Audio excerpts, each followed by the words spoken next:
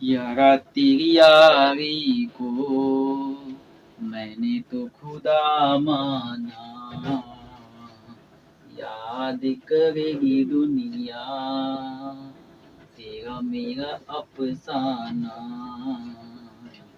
मुझको गले लगा के। कैसे हैं दोस्तों लोग? आइए मैं ये कह रहा हूँ आप सबों के लिए आज एक क्वेश्चन जो बीए पार्ट 2 का है क्वेश्चन। तो एक क्वेश्चन मैं आपको बताऊंगा और देखिए बीए पार्ट 2 का जो एग्जाम दिया हुआ है तो उसका क्वेश्चन मैं आपको बताने वाला हूँ आज। तो आइए जानते हैं क्या क्या क्वेश्चन में आता है। तो आप देख लीजिए क्वेश्चन क्या क्या क्या यहाँ पे आने वाला है। एक क्वेश्चन जो एग्जाम दे चुका है उसका मैं बताऊंगा कि किस तरह आपका क्वेश्चन आता है यहाँ पे, और वो क्वेश्चन दिखाने वाला हूँ। तो फर्स्ट क्वेश्चन में क्या रहता है, ये आपका पूछा जाता है क्या क्या कहती है छायावाद उत्तर पार्ट पेपर। पेपर कौन सा पेपर है? तो ये पेपर है आपका तीसरा। कौन सा पेपर है? तो ये आपका पेपर है तीसरा, छायावादोत्तर काव्य। क्या है?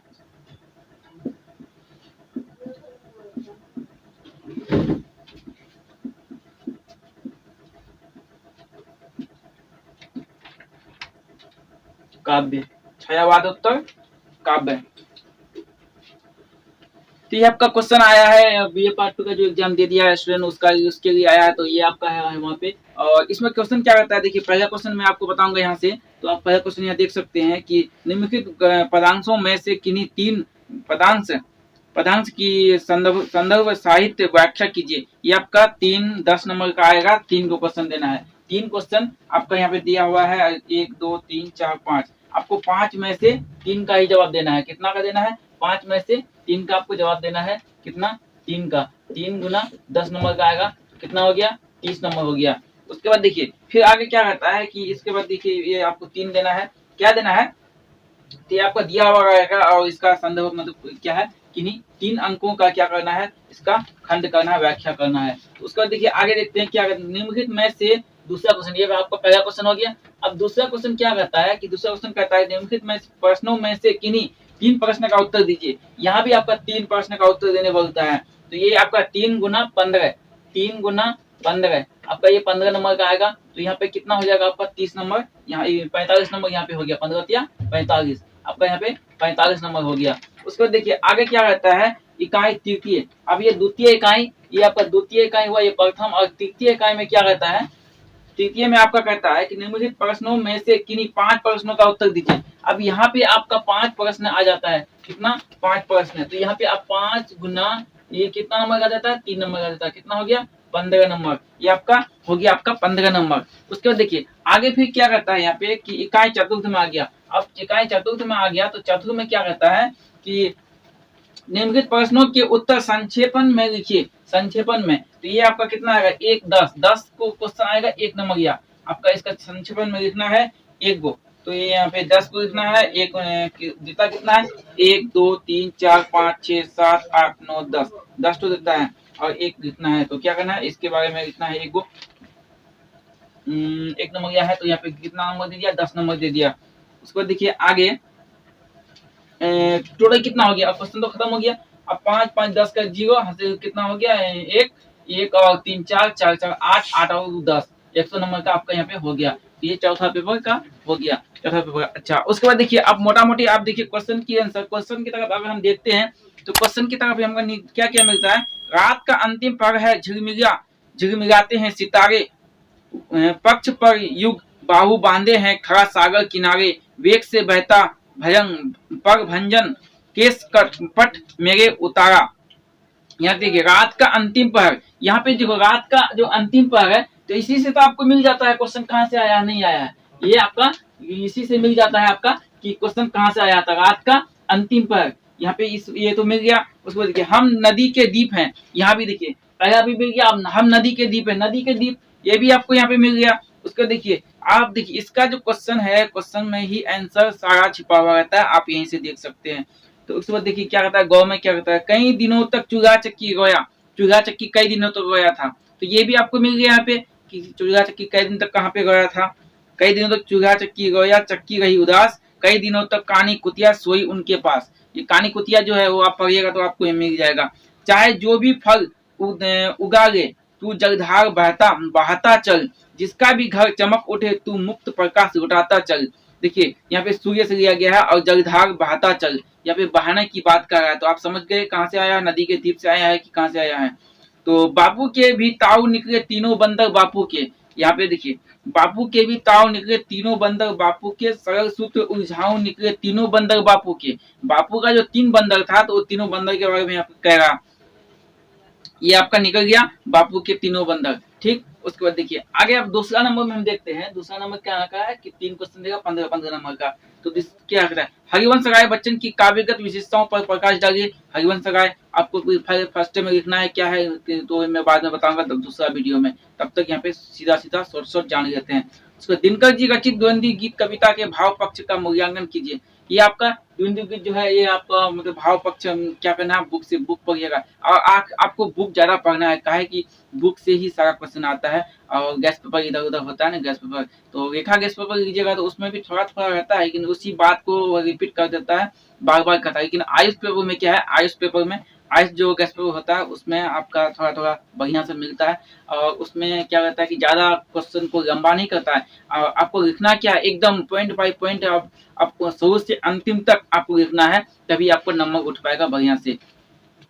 उसके बाद देखिए आप दिनकर जी रचित द्वंद्व गीत कविता के भाव पक्ष का मूल्यांकन कीजिए। द्वंद्व गीत दिनकर जी के बारे में पूछा गया है। आगे की भाषा शैली की विशेषताएं बताएं, ये भी आपको पूछा गया। भूरी भूरी खाक धूल कविता के काव्य सौंदर्य का मूल्यांकन कीजिए, ये भी आपको पूछा गया। लेकिन आपको यहाँ कितना कहता है कि 3 प्रश्न का उत्तर ही देना है, 3 से 4 नहीं करना है, तो नंबर छट जाएगा। अब देखिए 100 क्वेश्चन है यहाँ पे, 100 क्वेश्चन में आपका 3 को देना है, तो कितना हो गया 35 से 105, 3 प्लस आता है। अब 4 क्वेश्चन का जवाब दे दिए हैं, तो 4 क्वेश्चन में तो क्या करेगा, पहले देखिएगा क्वेश्चन कितना बनाया है। अगर 1 2 3 4 तो 1 2 3 4 आप अगर लिखे हैं, ये क्या बोलता है कि 1 नंबर तो आप जानते ही अच्छा से, तब ना 1 नंबर पर लिखे हैं आप, उसको 1 नंबर आप तो लिखे ही हैं। लेकिन 1 2 3 ये आपका 2 नंबर, आपको लगा कि नहीं मेरा ये 3 नंबर गलत हो गया है, तो उसके बारे में हम थोड़ा 4 नंबर और एक क्वेश्चन लिख देते हैं। जैसे आपका ये 3 4 नहीं देखेगा, 1 नंबर आपको सीधे काट देगा। अब ये 3 जो बचा है आपका, ये 3 काउंटिंग होगा।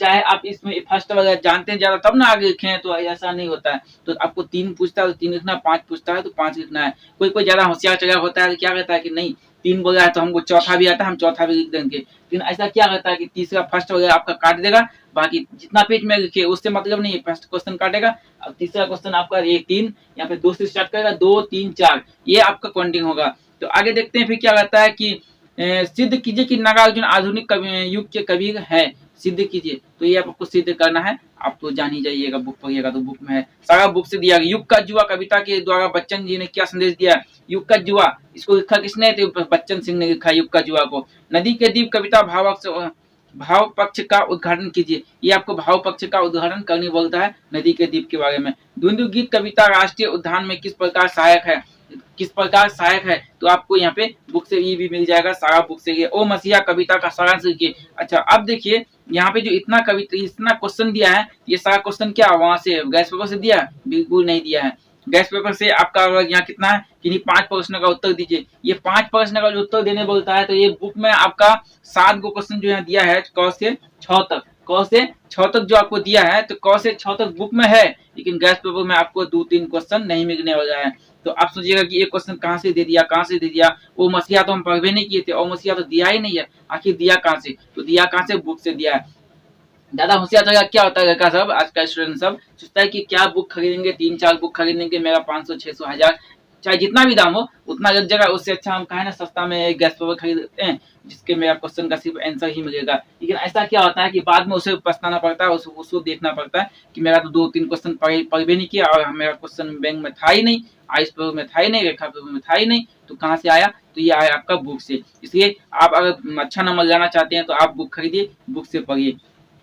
उसके बाद देखते हैं आगे क्या कहते हैं, नागार्जुन के काव्य की विशेषताओं बताइए, और द्वंद्व गीत कविता राष्ट्रीय उद्यान में किस प्रकार सहायक है। ओ मसीहा क्या अज्ञे जी का सौंदर्य चेतना पर प्रकाश डालिए। बापू 3 बंदर बापू के कविता निहित व्यंग का उद्घाटन कीजिए। ये जो तीनों बंदर बापू के उन्हें निहित व्यंग मतलब क्या क्या उसका प्रेरणादायक मिलता है, आप क्या क्या सीखे, वो आपको यहाँ पे पूछ रहा है। ठीक, उसके बाद देखिए आगे देखते हैं इकाई नंबर चौथा। इकाई नंबर क्या रहता है, चतुर्थ में आते हैं, लास्ट में अंतिम में, तो अंतिम में क्या रहता है, निम्नलिखित प्रश्नों के उत्तर संक्षेपण में लिखिए।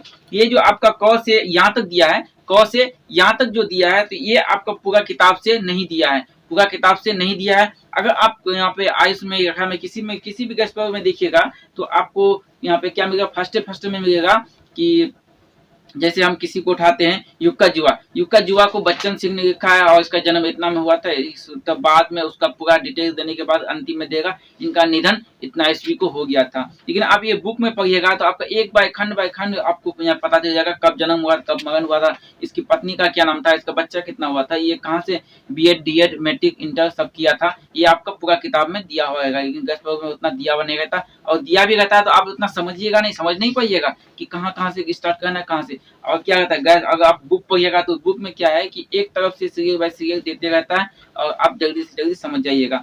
उसके बाद आगे देखते हैं कि भोगी भोगी खाक काव्य संग्रह के रचनाकार कौन है, ये आपको 1 नंबर में देना है। और बच्चन सिंह किन्हीं साहित्य में किस बात से संबंधित है।